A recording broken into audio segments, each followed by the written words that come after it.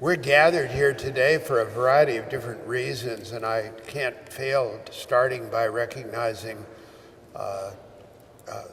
the people who worked so hard to organize this important and very interesting meeting that we're going to have over the next few days.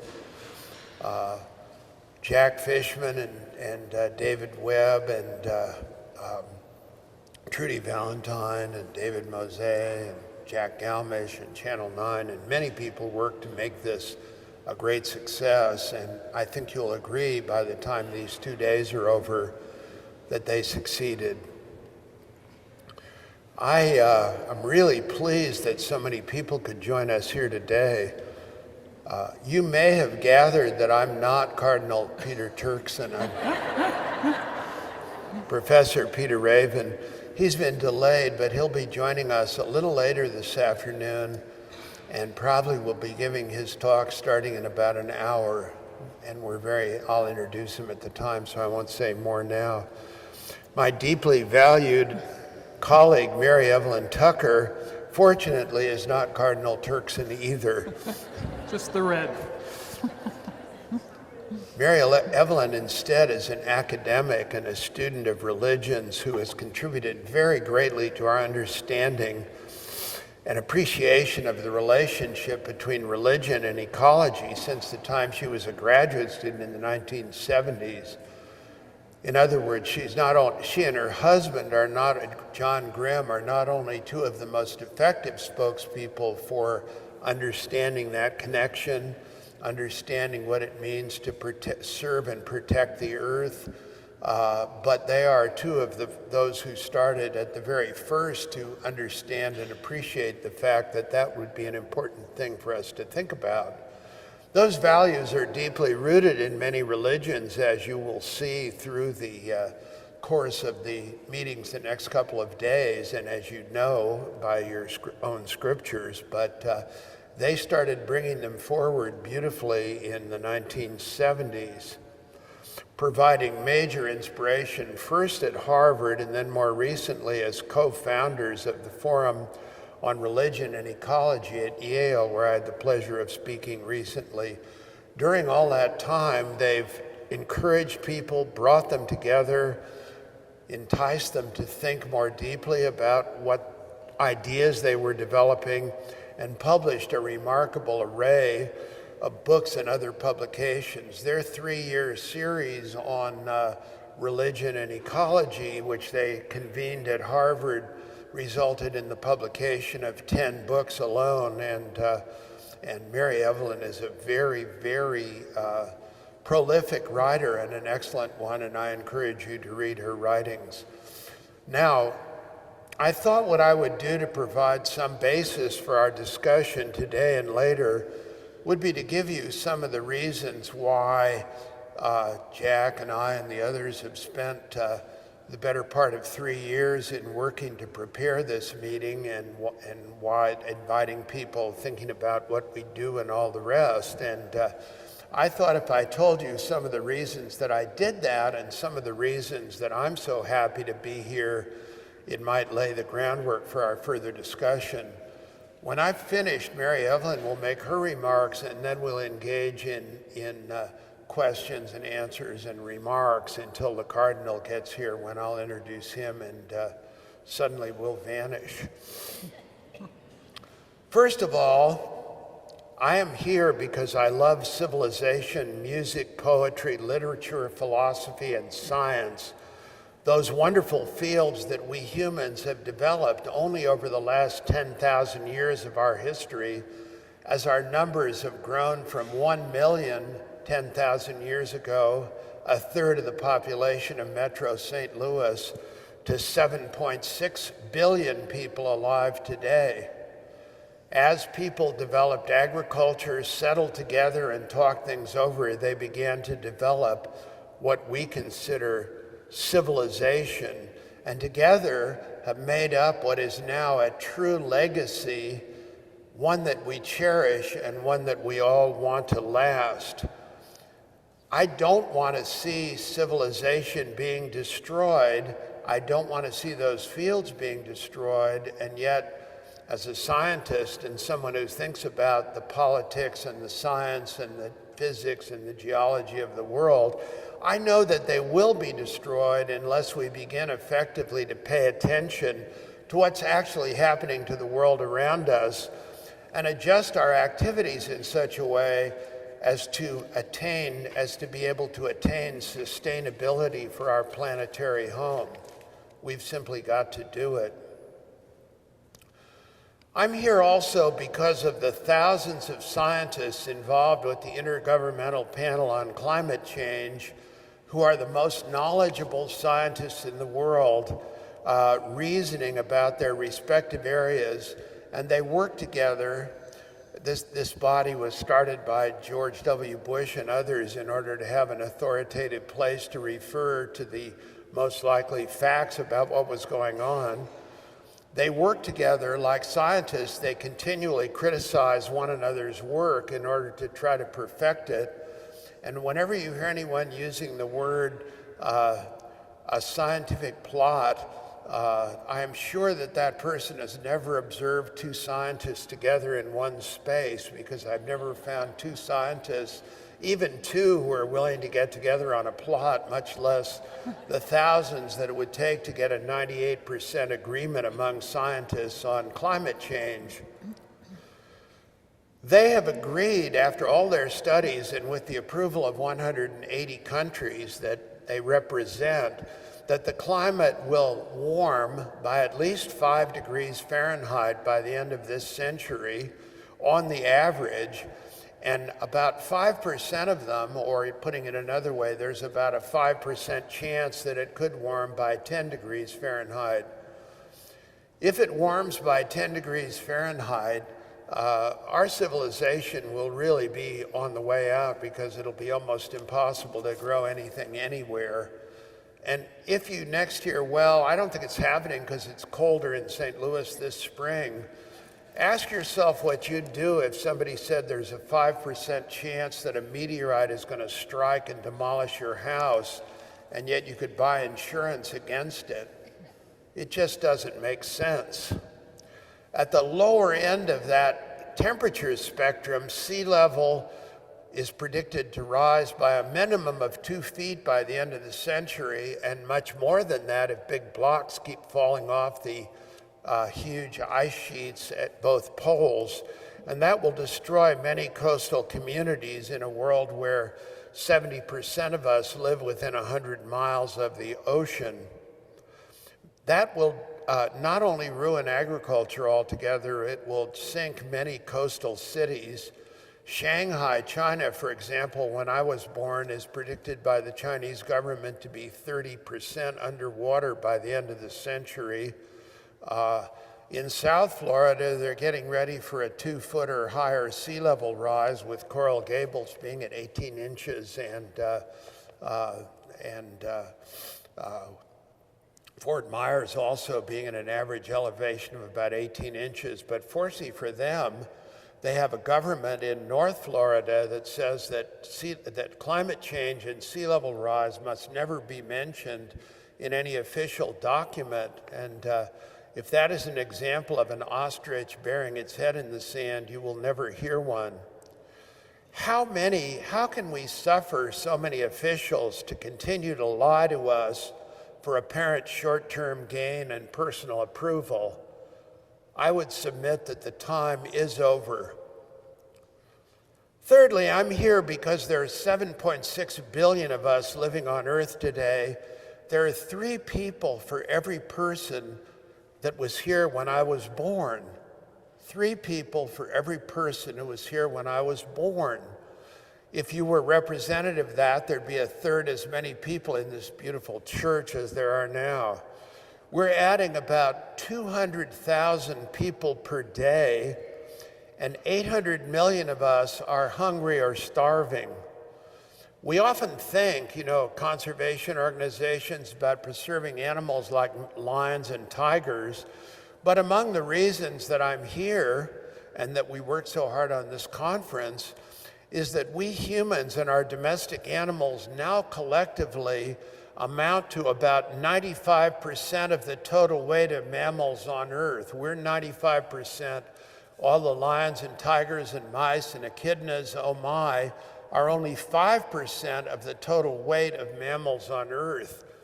So the next time anybody tries to tell you that there's no pressure on the environment, think about that. I'm here because 8 individuals, 6 of them in the United States, possess as much wealth as the poorest 3.6 billion of us. In other words, more than half of the world population. As Adlai Stevenson so wisely pointed out in 1964, quote, "We cannot maintain our fragile spaceship Earth, half fortunate, half miserable, half confident, half despairing, half slave to the ancient enemies of man, half free in a liberation of resources undreamt of until this day. No craft and no crew can travel safely with such vast contradictions. On their resolution depends the survival of us all. Although we often refuse to recognize it, we're currently consuming nearly twice of what our planet is capable of producing sustainably. We're consuming about twice of it while our numbers are growing so rapidly. And if we don't begin to understand that and try to do something about it, we really will be condemning ourselves to a truly horrible future, no matter what kind of lies are told to us along the way. I'm here because so many of our current leaders are either frighteningly ignorant about the state of the world, lying to us about what they might actually know, or simply content to enjoy a couple of superficially prosperous decades until we all hit the wall together. 200 million people have died in wars over the past 200 years as countries have realized that the only way they can gain more individually is either to take money or land away from others. And as long as we continue that, there really is no hope. That is what's known as nationalism. I need your land and your money. When the United States took away 45% of Mexico in 1859, that was considered fashionable.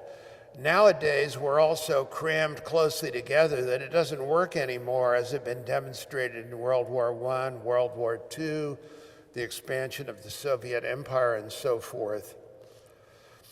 For the U.S. to look back on our prosperous 1950s, the full decade nearest to World War II, when the economies of most other industrial powers had been destroyed by the war, and we temporarily controlled more than half of the world's economy, guess what, our salaries and things were going up for just a few years, and give way to fantasies that we can simply slip back 7 or 8 decades, so that to that time, simply because we keep talking about it, amounts to self-delusion on a scale that only can be described as truly monstrous. Finally, I'm here because I believe that the world's religions, by inspiring us to think about inequality and leading us to choose to build a sustainable world inspired by the principles of social justice, to leave behind the dreamland that occupies many of our thoughts for much of the time, and to strive together for our long-range common benefit by accepting and acting on the principles of social justice in their most complete meaning. Inspired by the beautiful words and concepts of Pope Francis's encyclical Laudato Si', we've come together to assess our common predicament, to work out ways in which we can cooperate most effectively, and I deeply hope to begin to love not only our family and our neighbors, but all of our fellow citizens here on earth who with us are working together, whether we recognize or not, to try to create a sustainability for our planet. In doing so, we'll not only be able to save ourselves, but we also will be enabled to build a better, indefinitely sustainable world one that continues to have room for the values that we cherish in civilization for those who come after us, instead of leaving a depleted one, ravaged by us, having satisfied us for a couple of decades along the way. Getting on with it is the only possible moral choice to my mind, and I hope very much that this meeting will help to inspire us even more strongly to accept and act on that principle. Thank you very much for your attention.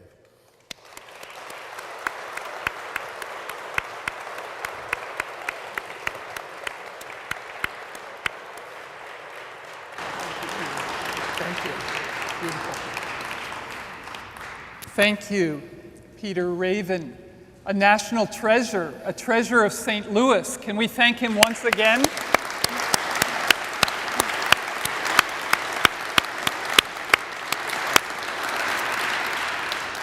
You know, our teacher, Thomas Berry, said to us years ago, pay attention to Peter Raven.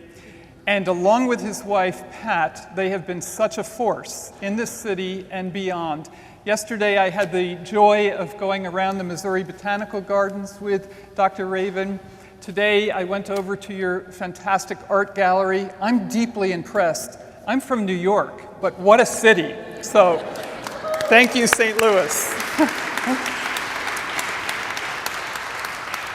You know, I said years ago to my mother, if we had an encyclical from a pope who was believable, we would have a chance for the environment and for justice.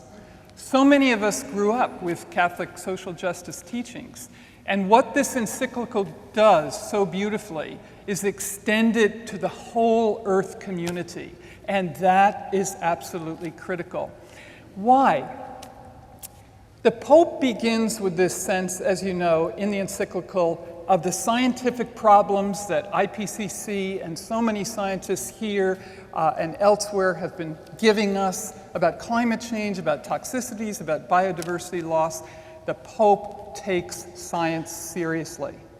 But he doesn't just stop, of course, at the problems. He goes to the promise. And his second chapter, with this extraordinary sense of the celebration of the gospel of creation, of a sacred universe, as Thomas Berry said, or a hymn to the universe, as Teilhard de Chardin would say.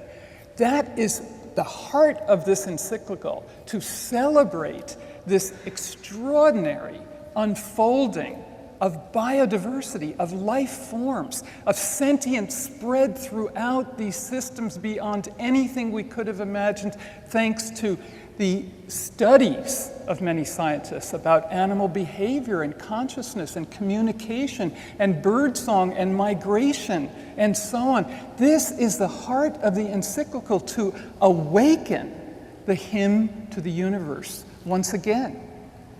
And then again, the Pope is hard-hitting, because he says our present modern worldview, while it's given something, hyper-individualism is not going to get us to a common good, to our common home. We need a renewed ethics of a communitarianism for the future, for future generations. So he's critiquing progress with a price. If progress is materialism, where does this leave our young people? In despair, in addiction, in confusion. I see this with my Yale students, who are some of the brightest and the best, who want to contribute to the future. I weep in my classes silently, thinking about what their future will be, because of what Peter and other scientists have already awakened in us. But those students at Yale and elsewhere, and I'm sure here at St. Louis University, are not going to be stopped by the sad, bad news. And again, that is what Pope Francis is releasing. He's giving us the critique of modernity, of a misplaced sense of progress with a price, a misunderstanding of a distorted anthropocentrism. We need an anthropocosmic worldview, that we are part of a huge unfolding universe. The critique is also about technocratic solutions. The Pope is saying technocratic solutions some of them are going to be necessary, but not sufficient. Of course we need new energy, alternative energy. We are in the greatest revolution of energy the world has ever seen. And that is our challenge. From fossil fuels to renewables, over and over again, Thomas Berry was calling us to a great work of this historical moment. And before even a term like the Anthropocene was used, he said, we are ending the Cenozoic era. 65 millions of the greatest flourishing of life that humans have ever seen. The end of the dinosaurs to the present. That was the last extinction. We are in a sixth extinction period. And we are the asteroid, causing this loss of species, the white rhino we know just recently. Our hearts are in mourning, even though we don't know all the details, because we are losing God's creation. We are losing the voices that have been living with us for centuries. Homo sapiens is only 200,000 years old. We can argue over these dates, but we are still earning our last name, Homo sapiens. When will we awaken to our deep embeddedness? And that is what Pope Francis is calling us to. Because what he invites us into, and this is the threshold moment, this is the great invitation into a new and profoundly integrated integral ecology. That is new for humans. Why? Because scientists like Peter Raven are unusual. He's a Renaissance person. He understands the value of humanities and philosophy and arts and literature and religion. I hate to say it, but some scientists don't. They think all the problems will be solved by scientific knowledge and modeling and so on, or policy, or law, or economics, or new technologies. All of these are necessary but not sufficient.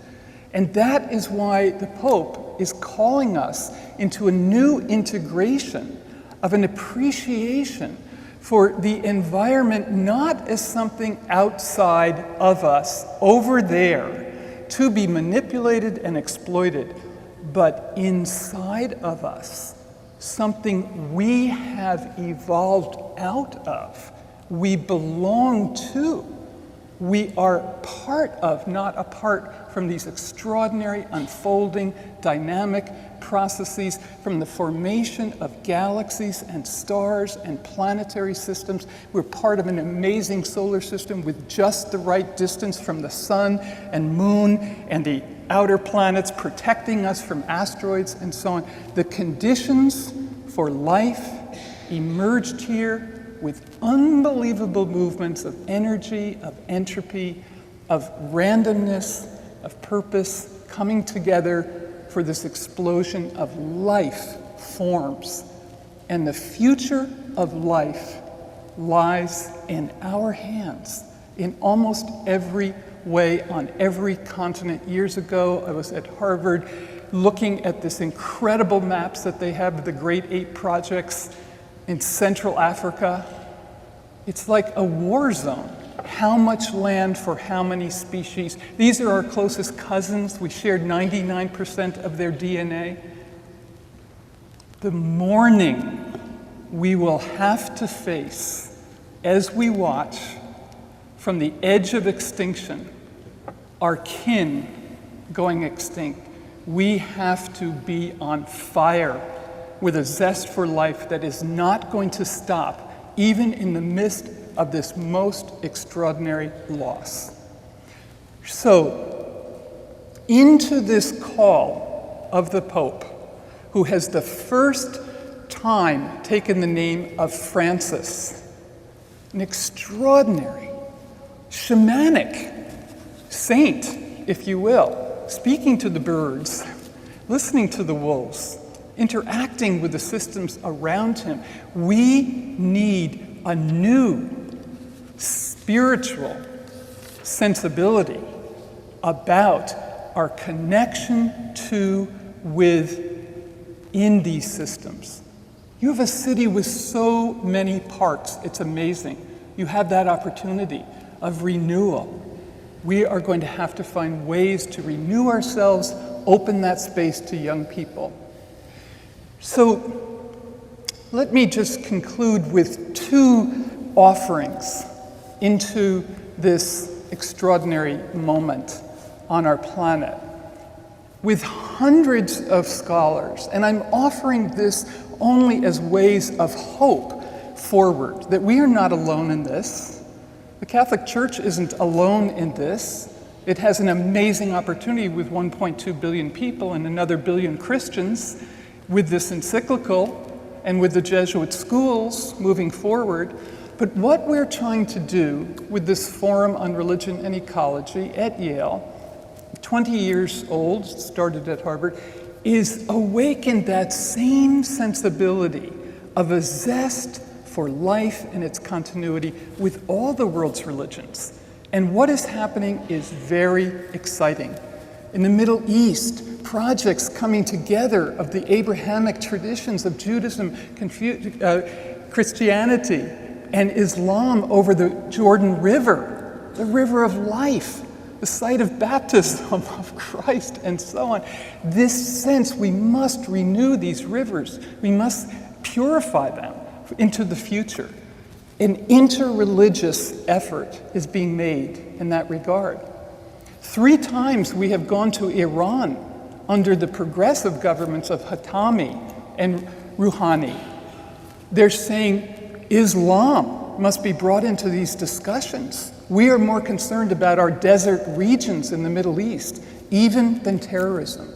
And they are supporting it with a minister for the environment, a vice president, a woman scientist, understanding these issues and bringing them forth. I'll give one final example, and I could give many examples of what's happening in the world's religions. But you know, China, one of the greatest ongoing civilizations on the planet, we know, we see on television and elsewhere, of the pollution of water, of air, of soil. Apart from India, almost no places are as polluted as China and India. And yet, in 2008, we met with the Deputy Vice Minister for the Environment, Pan Yue, who said we must use our traditions of Confucianism and Taoism and Buddhism to create an ecological civilization for the future. It's extraordinary. These are amazing resources that the Chinese are now putting into practice. It's in the Constitution that they need an ecological civilization. I'm not saying it's not against great odds. It is. But even the continuity of Confucianism was preserved against great odds by a dozen Confucian scholars who went to Taiwan and Hong Kong and kept this tradition alive, and it is now in its rejuvenation in China, along with Buddhism and so on. So that's the world religions. Every one of them have weighed in on the encyclical, saying it's a critical document. And I want to just put into this before I conclude, Bill McKibben, who many of you know, has read a lot of books, has written a lot of books, has blurbed a lot of books, and when he came to Yale in the fall, he said the encyclical is, for him, the most important document of the 21st century. That's quite amazing. I think it is too. It may be our greatest hope to bring together this conversation of science and religion. And here is this final offering into this space of science and religion for not just a sustainable future, but a flourishing future, such as we could see at the garden yesterday with people outside and their children and their grandparents loving this explosion of spring. So what we've tried to do in the legacy of Teilhard de Chardin, of Thomas Berry, of Brian Swim, is tell this universe story for all of us to see its beauty, its complexity, its evolution toward greater consciousness, self-consciousness, that we are the minds and heart of heaven and earth. That's what the Chinese would say. So the journey of the universe that we created in film form and book form and conversation form is an offering into this space, especially for young people, for whom the religious traditions might not speak to them in the same way. But this journey story is speaking to them, and they can see where they have a role, a great work, and it might be a variety of things that they will do. But this profound sense that our tradition holds, and many other tradition embraces as well, that we are, in some mysterious way, now co-creating with this evolutionary process, with this sacred universe, the space for the future, for generations of all species in the Earth community. Thank you very much.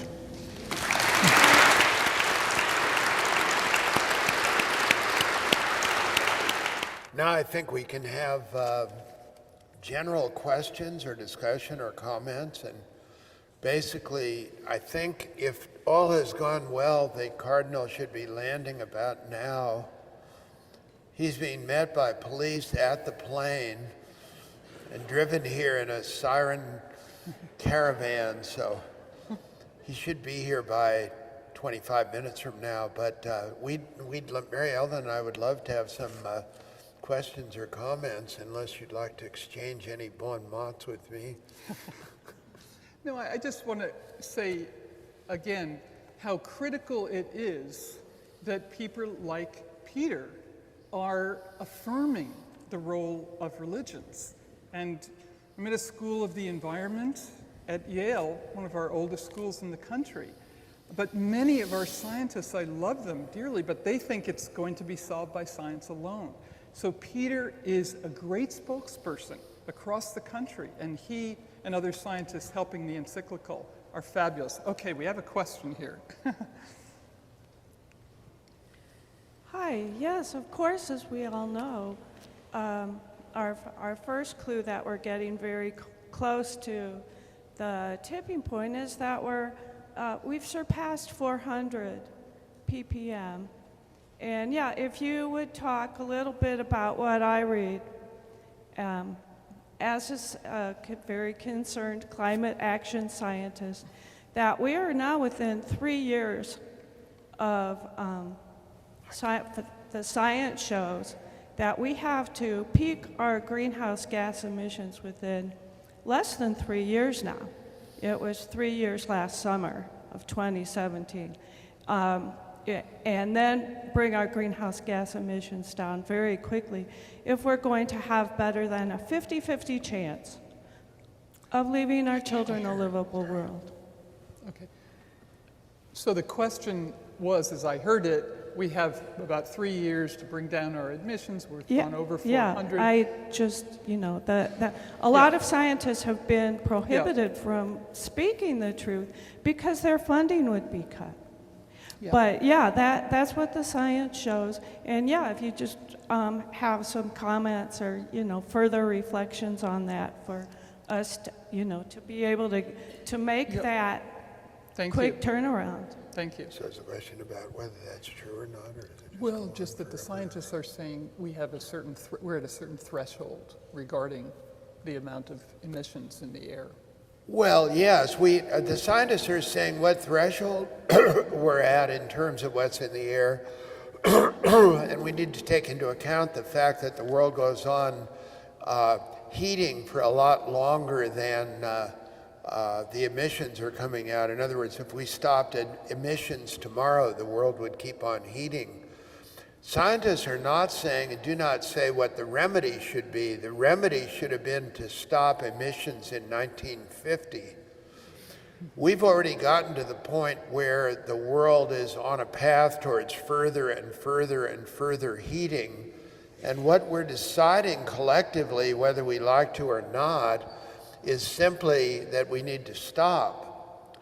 The first meeting in Paris, which was, the Conference of Parties on the IPCC meeting in Paris, which was partly inspired by the Pope's encyclical that came out earlier that year in 1994, led the parties to make a number of statements about what they might be willing to do to bring down emissions.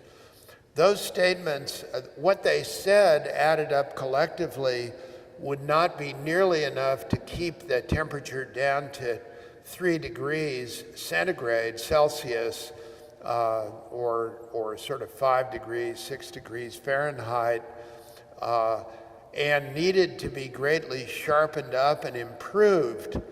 But the thing is that bad? Well, with that kind of an increase, the climate that we'll be having in Missouri will be like the climate that they have in northern Georgia now. Most of the agriculture in California will be impossible there, and we'll have to be looking for new places to do it and so forth. Now, if we don't do anything, if we don't agree to anything, if we don't sharpen that up, then it has a very real chance of running away to higher numbers. So never believe any statement that it needs to be corrected in 3 years, or it needed to be corrected in the past. We've embarked on an awful journey with terrible consequences already. As I said, if we stopped today, we would suffer greatly from the consequences of our actions, and we need to get on with it now. I cannot imagine many things as disgusting as the United States not agreeing to continue to deal with other nations in bringing us back to level.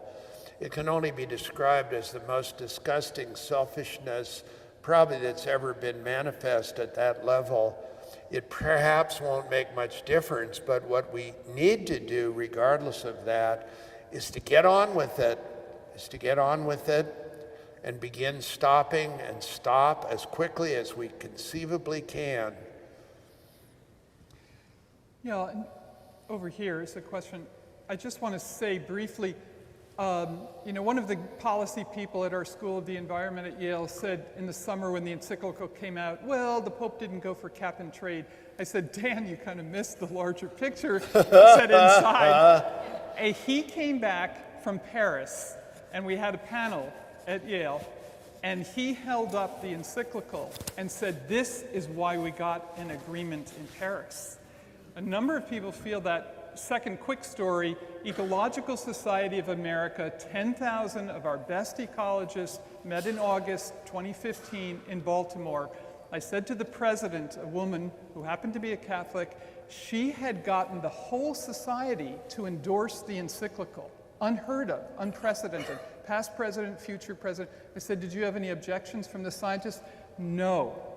This is part of the threshold of dialogue and opportunity that we have of new relations. Please. I'd like to know if the science community is starting to investigate the effect of cremation on air pollution, on the heating of the planet. I would also like to state that we have, in spirit, investigated the effect of taking standbys off of Anheuser-Busch, their equipment, their computers, when they took the standbys off of it and let the machinery totally end, totally be disconnected from electricity, the Gulf of Mexico improved, the water improved. Standbys, keeping electricity on everything that's harmful to the environment, which alcohol definitely is. Our urine with alcohol in it, our urine with sugar in it is extremely harmful. Can you hear? No, not really. God has told me that every pollutant in water had sugar in it, and when he took sugar out, the pollutant stopped harming it. We cannot have standbys on any of the equipment, any of the computers of companies that produce something that's polluting. I don't know, I can't hear it. Okay. Is science doing anything to investigate that? I know recently there was a study that showed how sugar causes cancer cells to grow and causes plaque in arteries. I don't know whether it got published yet. I know people from other planets, and I know you don't like to talk about that, and this is something that's taboo to say, but there are people. We can't hear you very well is the real problem. I don't know, can you summarize this, or do you have a question? I really can't hear. Okay. Neither of us can hear you. Can just only get the general idea. You're talking about diets and... Has science investigated the effect of cremation on pollution? Cremation. On cremation, the burning of humans. Okay. I need to talk slower. And also the effect of electricity not being turned off of equipment that produces polluting things like alcohol. Any company that causes pollution, their equipment, their computers need to be totally turned away from off of electricity. Thank you. Those are all good points for investigation. There's not much to say about them.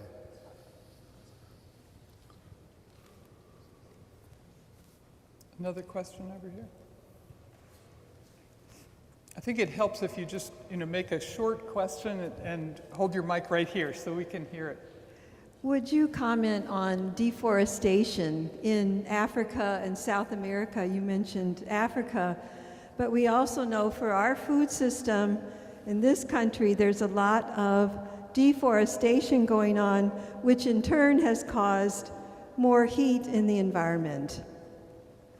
Yeah, I might say, it strikes me that since the ratification of the Convention on Biological Diversity at about the time of the Rio de Janeiro conference, which was about 25 years ago, 25% of the world's tropical forests have been clear-cut.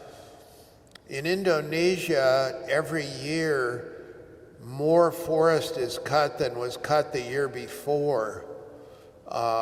That's not a bigger percentage, that's more forest, so a much bigger percentage. We're deforesting rapidly, and of course, forests are one of the major places that carbon dioxide is held instead of going out into the atmosphere and becoming one of the greenhouse gases.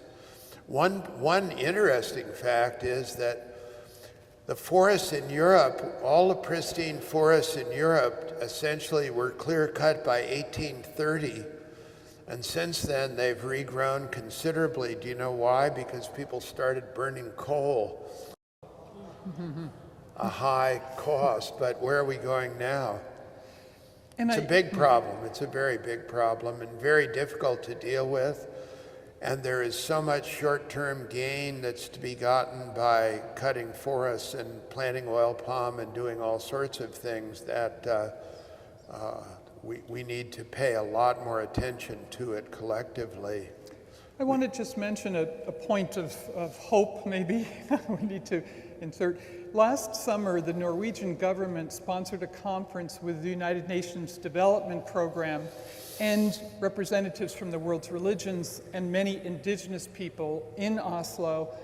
This initiative was launched called an Interfaith Network for Tropical Forests. And they are moving forward with plans in each of the countries where tropical forests are, in the Congo region, the Amazon, and Indonesia, but to bring especially the voices of indigenous peoples in those regions who, as you know, have been trying to protect forests for years, often at risk of their life. So this new initiative of an interfaith rainforest network, I think, has some promise. The Norwegian government gave over 12 years' time, $4 billion to rainforest protection. But they said they cannot do it without the voices of indigenous peoples and the world's religions. And they're trying to bring the Pope into this discussion as well. Someone had a... It's on. It's on. Thank you. I've done a little bit of reading about the potential of nuclear power to help us with our problem as compared to what do you call those? Windmill power. And I'd like to hear you, especially Peter, say what your opinion on this is.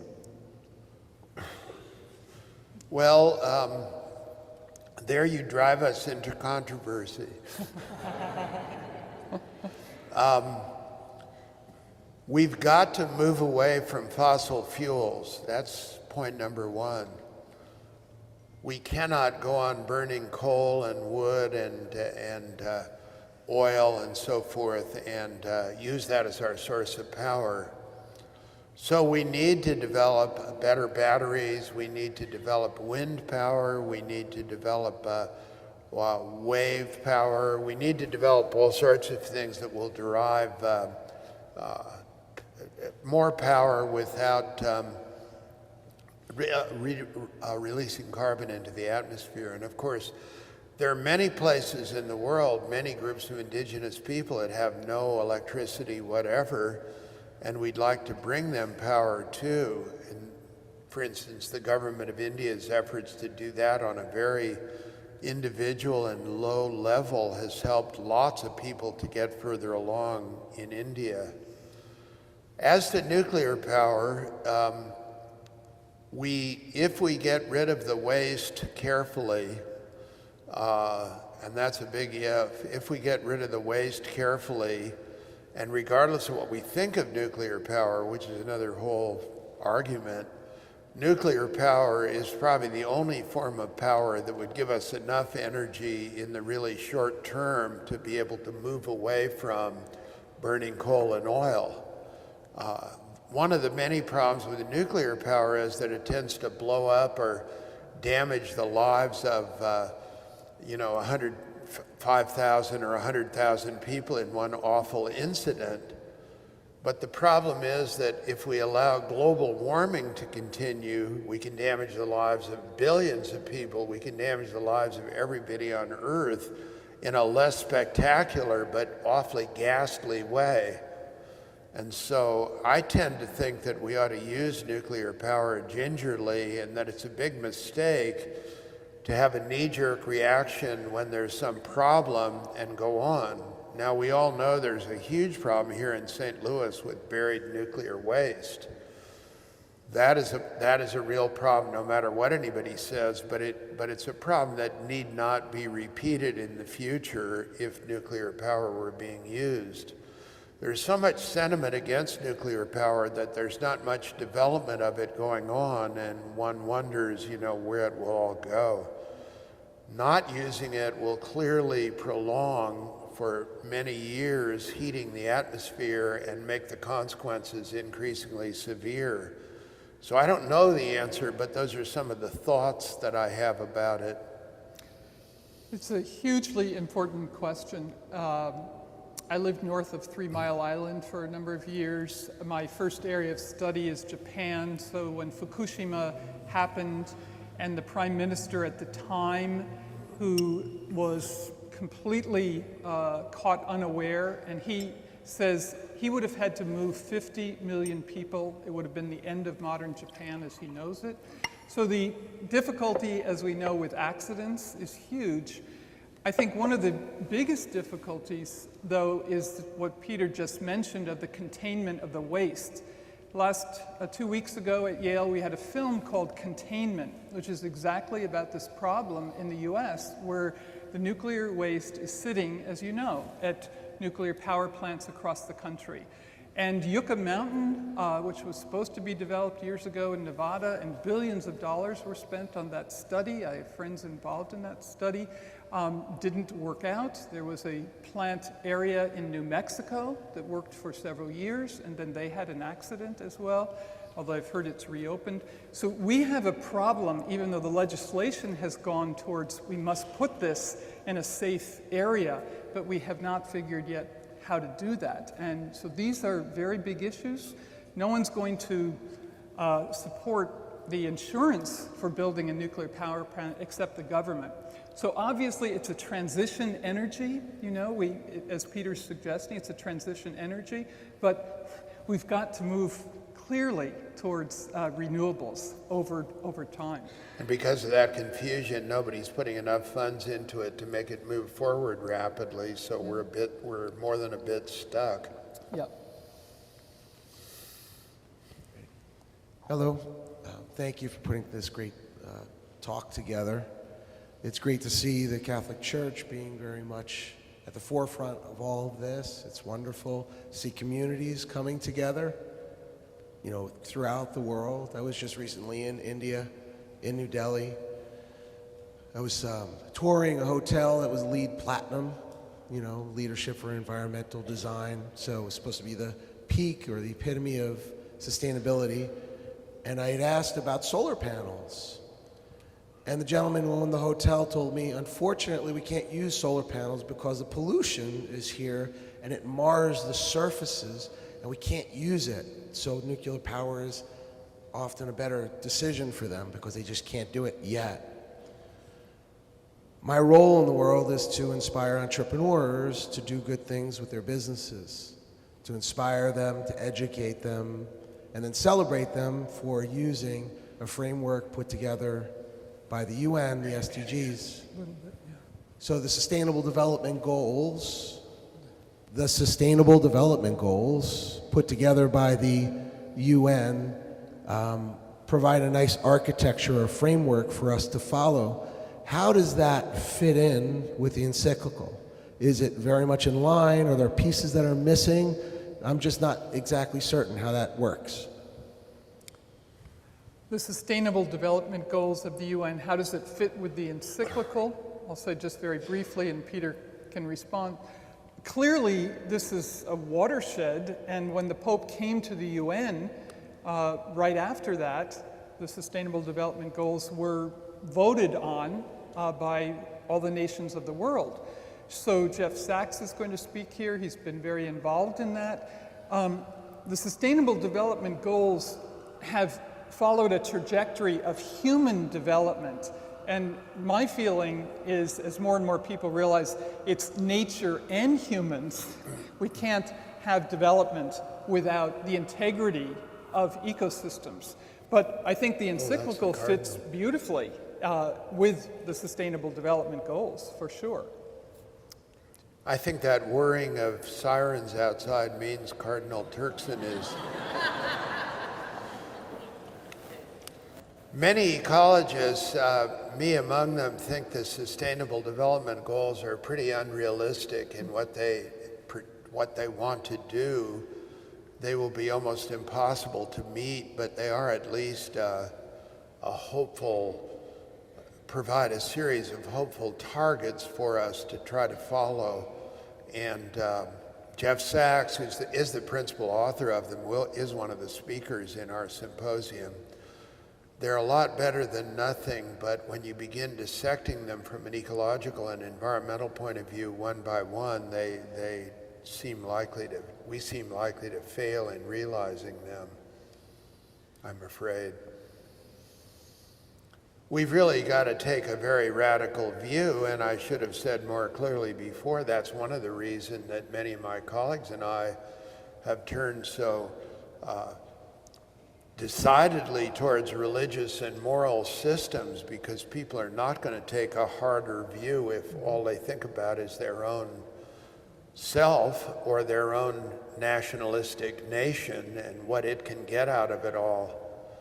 My father used to have a cartoon on his wall that showed two men rushing out of a building with briefcases, and one is saying to the other, "I'm working so hard I'm killing myself, but I'm earning so much I can afford it." I just want to mention briefly, you said India, and Peter's point. What we've done in India was bring together people for the Yamuna River issues. The pollution of these sacred rivers is extraordinary, as you know, the Ganges and the Yamuna. And so we brought hydrologists and religious leaders and ecologists together on these issues. Again, against great odds, but some of that is moving forward. So there's a person here. We've got to care about that in order to win overall. Yeah. seem very hopeless at times.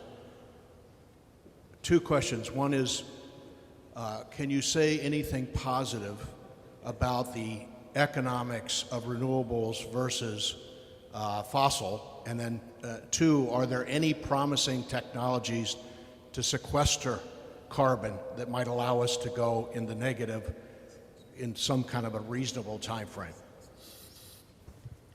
The subject of the world facing enormous problems is not in the slightest hopeless. The reason that it's not in the slightest hopeless is because you and I are here, the other people are here. We begin to understand it. We want to work as hard as we can to solve it. If each and every one of us thinks about things like recycling, living close to your work in order not to burn as much energy in getting there, using more sustainable forms of energy and the rest, since we live higher on the hog, so to speak, than any other nation on earth, that will have a definite impact on the overall situation. Of course, things are getting worse, and they will get worse. But if we personally base our actions on love, if we can extend those from individuals to families to nations, understand what they're up to, try to help them and try to cooperate with them to move ahead, the situation 50 years from now will be far better than it could otherwise be. And that's why so many of us are so inspired by Laudato Si and want its suggestions, its implications, and its beautiful words to be widely understood, improved upon, and acted on. If all we assume is we're coming to an end, then you might as well just give up and stop worrying about it. But that isn't a very human thing to do. That's not what people have developed civilization for 10,000 years. That's not where we're going to find the values of the future. We're not going to find the values of the future by fighting with one another, by grabbing land, by grabbing assets, by turning our back on the poor. We're going to find a stable and sustainable future by developing all these things, technical and otherwise, as well as we can, as rapidly as we can, and thinking carefully about where our real priorities should be. Yeah, I think the sequestering of carbon, there's people like Dan Schrag at Harvard working on this. There's a lot of money going into some of these efforts.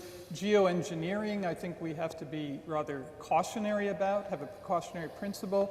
I see two more questions, so I will say that why this conference is so important is because Jesuit education, the largest educational system in the world, is now poised and moving through efforts like St. Louis University. Nancy Tuckman at Loyola in Chicago has convened many conferences on this. I think that's very, very hopeful. Please, the next question. My name is Pat Kelly. I'm an environmental engineer who became an attorney and patent attorney. As a follow-up to what you just said about, what's the point if we're all going to die? My question is this.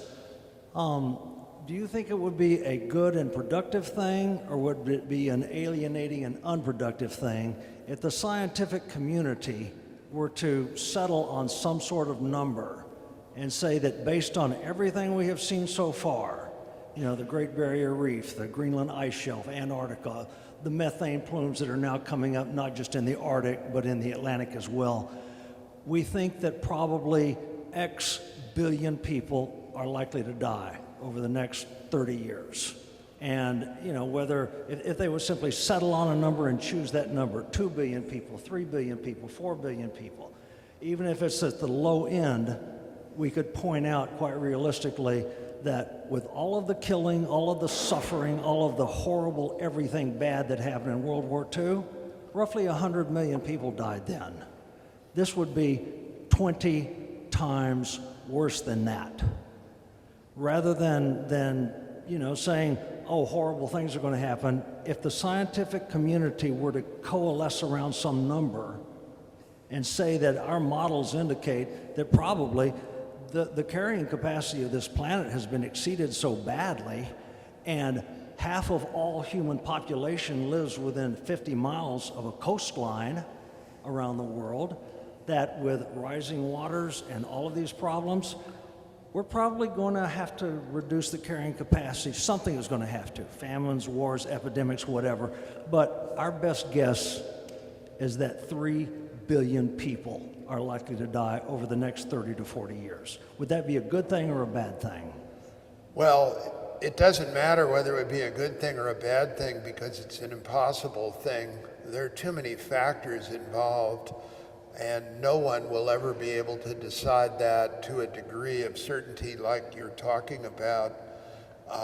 I always worry because people do say things like, AIDS in Africa will soon take care of the problem, or starvation is God's way of thinning us out. You know, what religions and moral systems stand for is taking care of one another and caring.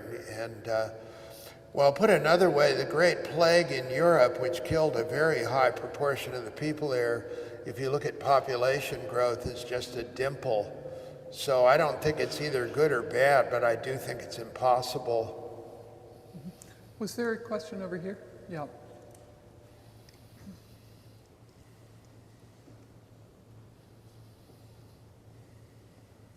Right here.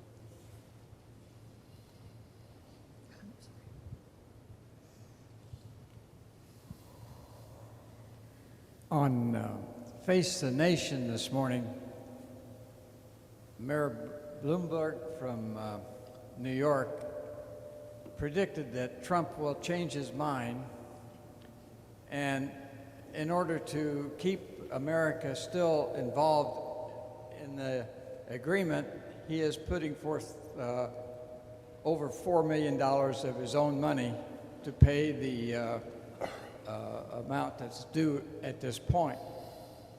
And so I think that was a slight hopeful moment, but in his opinion, he felt that there might be a change this year.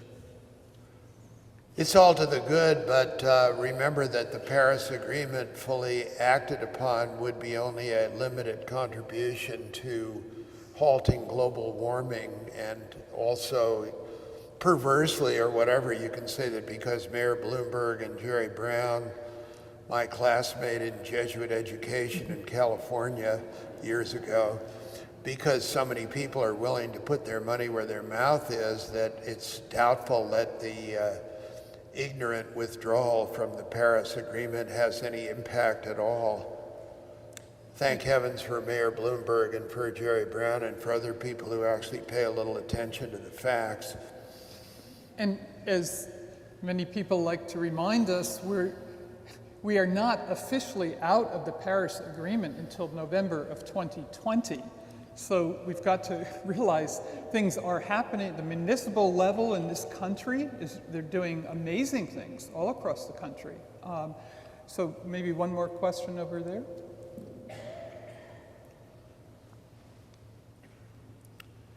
In the back. I thought those sirens were the cardinal, but maybe they were the police in hot pursuit of some criminal. The what? He's on the way.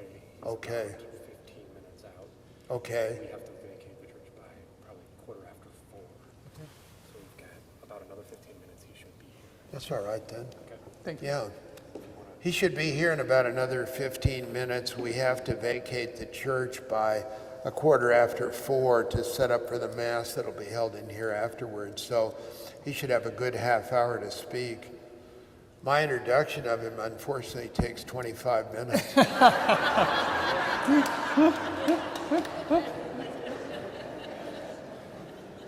Go ahead.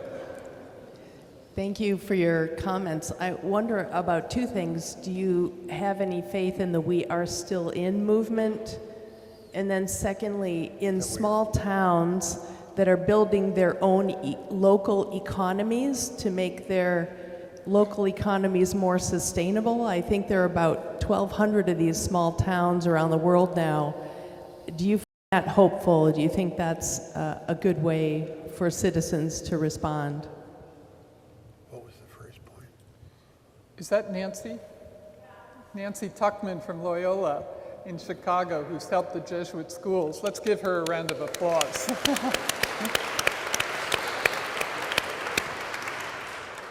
Wait a minute, there were no women instructors in Jesuit schools when I went to them. What's going on?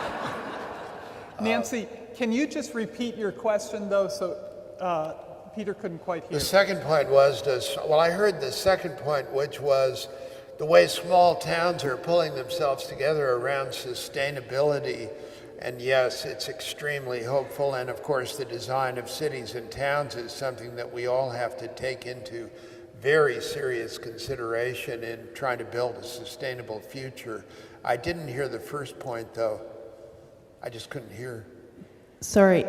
The first question was, do you think the We Are Still In movement has any legs? We are still in? That's a movement. Bloomberg's. It's a movement to say municipalities, groups, and people. Oh, who- absolutely. yeah. Of course I do. I think individual and collective and small town and large town and any groups and any force, that's the way we can get things done. That's precisely what I think is the very most important and fundamental kind of movement. Yes. And we can help by providing information and fora and things like that for them. And by all means, I think those are just superb things that people can do. I want to reinforce that by saying I asked Todd Stern that when he came to Yale a few weeks ago. He's been our leading climate negotiator up through the Paris Agreement, and he's been involved in that for years and years and years. And he said, absolutely, that is one of the most important ways for we are still in, we can make a difference. So, pulling out of ourselves, thinking of more than ourselves. there's one here and then one over here. We'll get you the microphone. Hi, my name's Dan Mistel. I run Catholic Climate Covenant.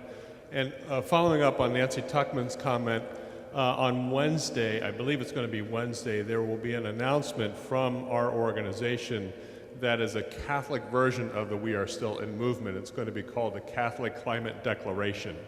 And right now we're encouraging bishops, men and women religious orders, parishes, schools, universities to sign on this declaration. It mirrors the We Are Still In declaration, but it's specifically designed for Catholic institutions.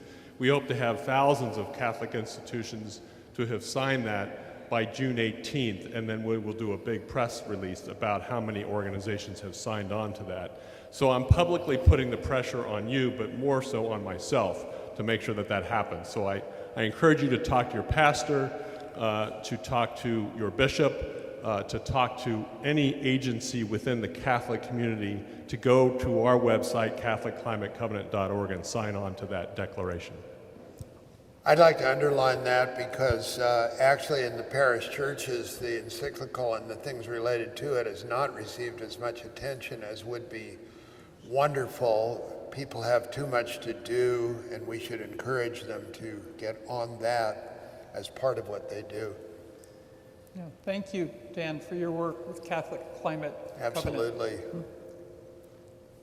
Thank you. Hi, my name's Carlita, and I have a question about us as individuals with all this deregulation of corporate waste now being, the rivers being repolluted and air being repolluted. How do we as individuals come up against that? Because we're coming up against these huge companies that are getting the free for all to do this now. Huge what? Huge companies. How can we make a difference? Is that, yes, yeah. how do we as individuals make a big difference in that? Well, on Earth Day in 1970, in April 1970, 20 million people came out to individual places to protest the pollution that they saw around them. And not surprisingly, in the next few years, all of the nation's fundamentally important environmental laws were passed. And if that doesn't prove that people, and signed by President Nixon, I might add, and if that doesn't prove that people make a difference, I don't know what will. Racism, unfortunately, comes into this. Poverty comes into it. A lot of really ugly things come into it. But we've got to organize. We've got to say what we want. We've got to be of good heart and push forward, and it will happen. Now that must be the real sign.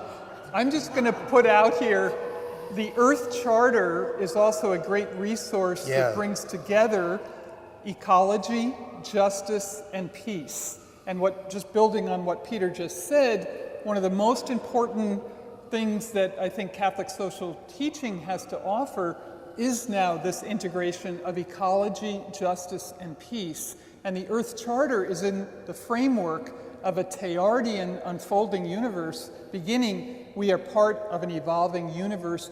Earth itself is alive with a myriad community of life. I was part of that drafting, a conscious Teilhardian perspective and indigenous people's feeling for the livingness of the universe. So, is that the cardinal? I think it must be. And I don't know where he would like to speak from. Maybe we should just conclude this section. Yeah, I think so, and yes. get ready for the cardinal. Thank you. Thank you, Peter.